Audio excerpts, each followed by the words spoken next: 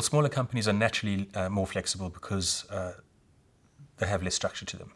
And it's akin to a small child or a baby whose bones are less formed and they haven't really grown, and so they have more flexibility in their bodies.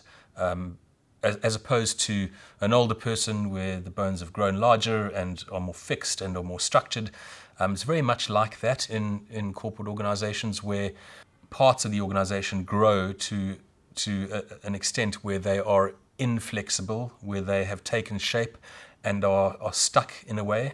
And one of the really good suggestions from Adam Morgan from Eat Big Fish is to think about your project teams as flotillas rather than trying to operate as one big tanker as an organization, because tankers are notoriously difficult to move and difficult to turn around. So how does one allow teams to have different sizes, different shapes, smaller sizes and shapes, to be able to go out at different speeds to each other and run at their own pace, but all operate with their own goals in mind toward an overall objective for the organization.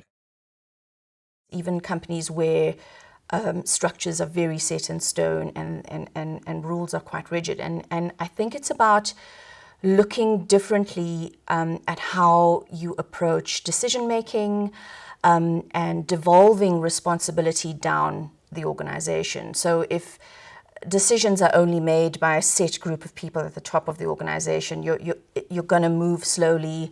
There are going to be bottlenecks. But if people are allowed within smaller individual teams, smaller circles of teams handling a particular project, to make relevant decisions affecting that project, or affecting that particular part of the business, you're automatically allowing a greater degree of flexibility into the organization.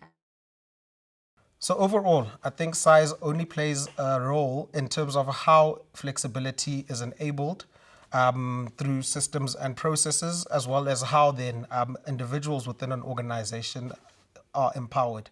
So if an organization really is intentional about being a flexible organization, then it will ensure that within the organizational design, the organization then is set up for that flexibility.